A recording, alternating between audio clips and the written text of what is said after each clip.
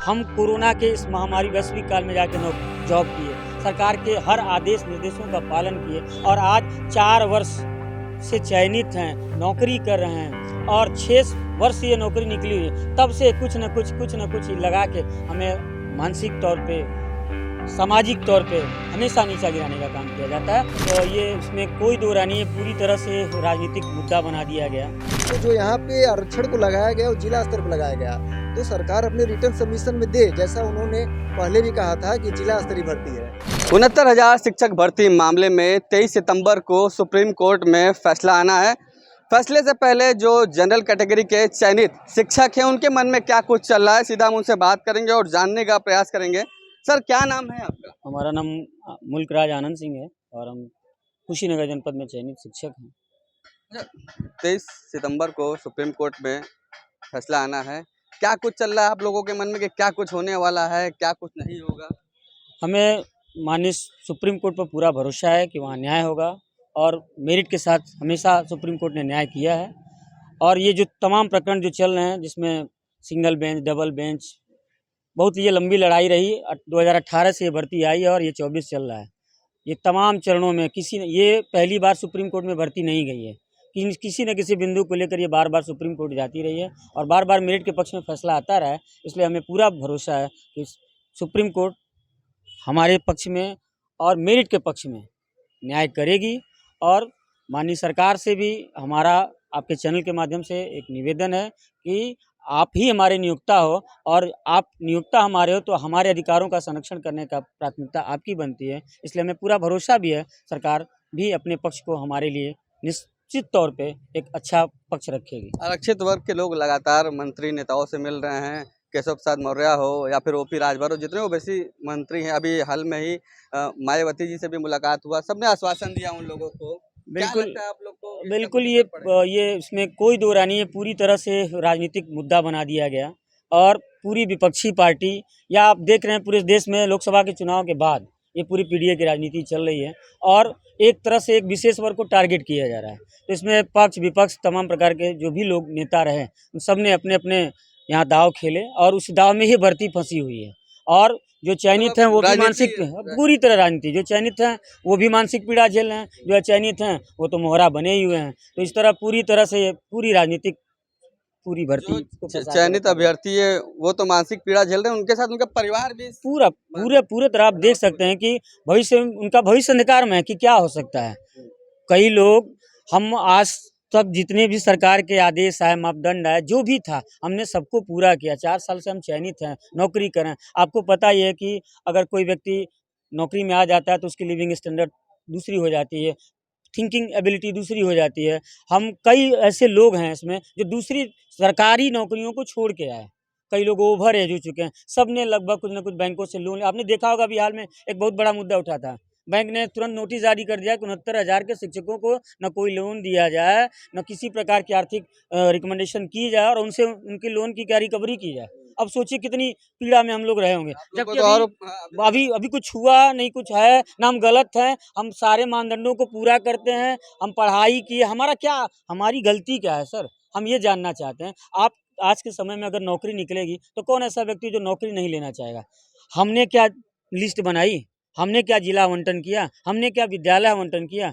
हम कोरोना के इस महामारी वैश्विक काल में जाके जॉब किए, सरकार के हर आदेश निर्देशों का पालन किए और आज 4 वर्ष से चयनित हैं, नौकरी कर रहे हैं और 6 वर्ष से ये नौकरी निकली हुई है। तब से कुछ न कुछ लगा के हमें मानसिक तौर पे, सामाजिक तौर पे हमेशा नीचा गिराने का काम किया जाता है। और इस समय तो ये भर्ती पूरी तरह से बस राजनीति हो रही है, विपक्ष के नेताओं द्वारा एक तरफा सिर्फ एक वर्ग के लिए जिस तरह की बयानबाजी हो रही है, यह भविष्य के लिए, मेधा के लिए, शिक्षक के लिए और समाज के लिए बिल्कुल सही नहीं है। क्या सर, क्या नाम पड़ेगा? सर, मेरा नाम आकाश सिंह है और मैं कुशीनगर जनपद में कार्यरत हूँ। बात रही सर कि 6800 लिस्ट जो है सरकार ने उस समय जारी किया, बेसिक शिक्षा परिषद द्वारा जारी हुआ था। वो लिस्ट मेरे हिसाब से न्याय संगत नहीं था। उस समय चुनाव होने वाले थे और सरकार ने आनन फानन में जो है अपनी लिस्ट जारी कर दी। तो जब उस लिस्ट को जारी किया गया तो हमारे ही वर्ग के कुछ लोग थे, उसको जो है सुप्रीम कोर्ट में चैलेंज सिंगल बेंच में उसको चैलेंज किया गया कि ये जो लिस्ट है इनमें जो है जो ओवरलैपिंग हो रही है वो ठीक तरीके से नहीं हो रही है। मतलब एटीआरई के फेवर में बचाव में जो है हम लोगों ने उस चीज़ों को जो है अपने सिंगल बेंच में हम लोग उस केस को जीत भी गए कि सिंगल बेंच में कहा गया कि नहीं, जो लोग 97 नंबर से ऊपर पाएंगे वही लोग जो है अनरिजर्व कैटेगरी में जाएंगे। लेकिन डबल बेंच में जैसा कि हम लोग पार्टी नहीं थे तो हम लोग जो है सरकार ने जो भी पक्ष रखा वहाँ पे हमारा पक्ष नहीं सुना गया और माननीय डबल बेंच का आदेश आया जो है कि लिस्ट को फिर से रिविजिट किया जाए। 6800 जो लिस्ट वहाँ पे भी उसको क्वेश किया गया और डबल बेंच में भी क्वेश किया गया और फिर कहा गया जो है कि लिस्ट को रिविजिट किया जाए। तो जो रिविजिट करने का तरीका था उन्होंने कहा कि अब एटीआरई की जो है जो हम लोगों का फेवर था सर उस फेवर में नहीं आई चीज़ें। तो अब इससे क्या होगा कि जो सिंगल बेंच का आदेश था उस पर हमारे ऊपर कोई बहुत ज़्यादा प्रभाव नहीं पड़ने वाला था, क्योंकि उसमें भी तो सरकार ने अपना तर्क रखा था। तो सरकार जब वहाँ तर्क रखी थी तो हम ये चाहते हैं कि सरकार जो है सुप्रीम कोर्ट में भी ऐसे अपने तर्कों को रखें, क्योंकि सर ये भर्ती प्रदेश स्तरीय भर्ती नहीं होती है जैसे जिला बेसिक शिक्षा परिषद का है, ये जो है जिला स्तरीय भर्ती है। तो जो यहाँ पे आरक्षण को लगाया गया वो जिला स्तर पर लगाया गया। तो सरकार अपने रिटर्न सबमिशन में दे, जैसा उन्होंने पहले भी कहा था कि जिला स्तरीय भर्ती है। तो जब जिला स्तरीय भर्ती है तो आप जो आरक्षण है उसको प्रदेश स्तर पे कैसे लागू करेंगे। और विपक्ष द्वारा 6800 के जो हमारे साथी हैं उनके द्वारा लगातार दबाव बनाया जा रहा है सरकार के ऊपर जो है कि आप हमारे वैकेंसी को कर दीजिए। लेकिन वहाँ से भी डबल बेंच ने माननीय न्यायालय ने जो है कहा कि इसको 3 महीने में पूरा कराया जाए। तो क्या अगर आज जो है उनके दबाव में अगर सरकार इस वैकेंसी को पूरा कर देती है और सुप्रीम कोर्ट से अगर उनके हक में कोई फैसला नहीं आता है तो सरकार क्या उन लोगों को भी निकालेगी? जैसा आज हम पीड़ा झेल रहे हैं आज उनके साथ भी पीड़ा होगा। तो हम यही चाह रहे हैं कि अगर जो भी हो चीज़ें सुप्रीम कोर्ट से फाइनल होने के बाद हो, ताकि जो हम डबल बेंच में हम न्यायालय नहीं गए तो हम अपनी पीड़ा कहाँ कहेंगे। इसीलिए हमको जाना पड़ा टीम नहीं, रॉबिन सर, की तरफ से। क्या कहेंगे, क्या कुछ उम्मीदें लग रही है?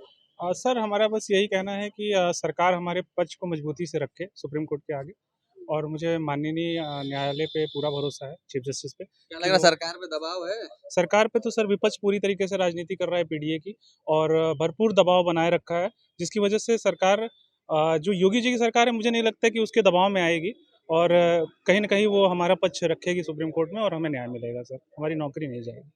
मतलब उम्मीद है कि न्याय मिलेगा? जी जी। अगर मान लीजिए उम्मीद के इधर अगर तो सर अगर इधर फैसला आता है तो एक तरीके से हमारा करियर पूरी तरीके से दांव लगा हुआ है सर।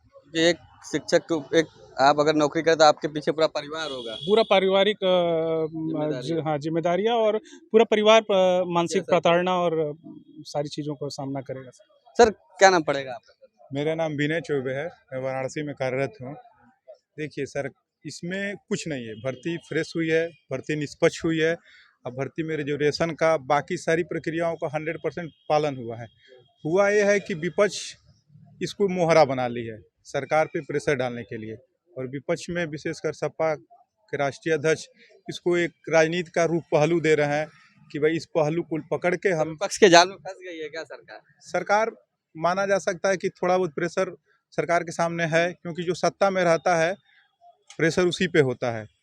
तो भर्ती एकदम 100% सही हुई है और विपक्ष इसको मोहरा बना ली है और हमारे ही साथ के भाइयों को गुमराह कर दी है, ठीक, कि भाई इसमें रिजर्वेशन का वंचित वर्ग के लोग ये भी तो कह रहे हैं कि अगर भर्ती सही थी तो फिर डर क्यों? डर किसी को नहीं है। सुप्रीम कोर्ट हर बार मेरिट के बेस पे जजमेंट करती है और इस बार भी मेरिट के बेस पे ही जजमेंट करेगी। डर किसी को नहीं है। बात बस ये है कि नेता लोग जो हमारे हैं, जो देश को चलाने की जिम्मेदारी लेते हैं, वो लोग क्या वो इतना निकृष्ट राजनीति करेंगे कि इतनी छोटी स्तर पे आ जाएंगे कि किसी भी भर्ती को मेरिट पे न बात करके कास्ट सिस्टम पे बात करेंगे? बताइए, अगर कोई भर्ती होगी क्या आईएएस मेरिट के बेस पे न बना के कास्ट बेस पे बना दिया जाएगा? कोई भी एग्जामिनेशन होगा तो उस एग्जामिनेशन पे मेरिट बेस पे होगा। जो मेरिट में आएगा संवैधानिक प्रक्रिया के तहत होगा, संविधान में जो रूल्स है उसको फॉलो किया जाएगा और मेरिट के बेस पे ही कोई नौकरी करेगा। ठीक, क्या सर्विस कास्ट बेस पे कर दिया जाएगा? कोई भी कास्ट बेस पे सर्विस किया नहीं जा सकता। क्या देश को कास्ट बेस पे चला जाएगा? इसको गलत राजनीतिक पहलू दिया जा रहा है और वो पहलू विपक्ष सत्ता पक्ष पे दबाव डालने के लिए दे रही है, या किसके लिए दे रही हो तो विपक्ष जाने। लेकिन मान के चलिए कि विपक्ष की ये सोच बहुत ही छोटी स्तर की है। क्या कहते सर? हमारे कहना ये था सर कि जो टोटल 69,000 की वैकेंसी थी, जिसमें 34,500 रिजर्व और 34,500 अनरिजर्व, जिसमें 74.86% रिजर्व कैटेगरी के कैंडिडेट सेलेक्ट हुए हैं और मात्र 24% जो जनरल के लोग चयनित हैं। 34,500 में लगभग 20,000 के तरफ जन सामान्य कैटेगरी के लोग चयनित, तो बाकी सारी सीटें उनको ही मिली हैं और फिर भी आरोप लगाया जा रहा है कि 19,000 सीटों का घोटाला। क्या ये तथ्यपरक है, संभव है? और ये जिला स्तरीय भर्ती है। एमआरसी, एक शिखा सिंह का एक केस था, उस पर एमआरसी का एक जजमेंट आया जिसमें मेरिटोरियस रिजर्व कैटेगरी की बात की गई, उसको भी सरकार ने लगाया। चीज़ें लोग जिला स्तरीय की न समझ के राज्य स्तरीय समझ रहे हैं, बस यही मैटर है। और दूध का दूध पानी का पानी हो जाएगा। हमें पूरा विश्वास है माननीय सुप्रीम कोर्ट पे और सरकार से भी कि अपना पक्ष सही रखेगी। सर इधर आइए, क्या नाम पड़ेगा आपका? ओम प्रकाश चौबे। क्या कहेंगे जिस हिसाब से अभी फिलहाल माहौल चल रहा है और 23 सितंबर को सुप्रीम कोर्ट का भी फैसला आना है, क्या चल रहा है मन में? मन में यही है कि सुप्रीम कोर्ट से उम्मीद है कि फैसला सही देगी, जनरल के वो ध्यान में रखेगी, ओबीसी का भी अहित न हो, मैं यही चाहूँगा। और इस लिस्ट को रिवाइज न किया जाए, लिस्ट यथावत रहने दिया, क्योंकि हम सभी 4 साल से जॉब कर रहे हैं, काफ़ी सब कुछ झेल चुके हैं, हर चीज़ फॉलो कर रहे हैं, इसलिए सुप्रीम कोर्ट से हम लोग को बहुत बड़ी उम्मीद है कि न्याय मिलेगा। 69 शिक्षक भर्ती मामला जो है राजनीति की भेंट चढ़ रहा है। बिल्कुल राजनीति की भेंट शुरू से ही चल रहा है, शुरू से ही 2018 से वैकेंसी जब से निकली है तब से राजनीति की भेंट चल रहा है। कई बार हाई कोर्ट सुप्रीम कोर्ट का चक्कर लगाया जा रहा है। लोकल नेता जो है बार बार इस मुद्दे को उठा रहे हैं, उठा के इसको राजनीतिक दे रहे हैं, बना रहे हैं मुद्दा, राजनीतिक लाभ लेना चाहते हैं। क्या नाम पड़ेगा सर आपका? मैं मनीष श्रीवास्तव बनारसी जनपद में कार्यरत हूँ। क्या कहेंगे आप? जैसे पहले 72,825 भर्ती हुई थी आज से 12-13 साल पहले, वो भी राजनीतिक मुद्दा हो गई थी। फिर 68,500 हुई, फिर ये 69,000, तो हमें पहले भी लग रहा था ये राजनीतिक मुद्दा हो जाएगी, लेकिन फिर भी अब माननीय सुप्रीम कोर्ट के पास ये चीज़ें चली गई हैं, तो हमें लगता है कि सुप्रीम कोर्ट दोनों पक्ष के फेवर में रहेगी और अच्छा निर्णय देगी जिसको सरकार फॉलो करेगी। लेकिन सरकार सरकार दबाव में है। सरकार पूरी तरह दबाव में, क्योंकि विपक्ष उसमें पूरा उसका फ़ायदा उठा रहे हैं और सरकार कई मंत्रियों के पास भी आरक्षित वर्ग के लोग गए हैं न्याय के लिए। जी गए हैं, लेकिन अब तो सारा कुछ डिपेंड करता है सुप्रीम कोर्ट के ऊपर।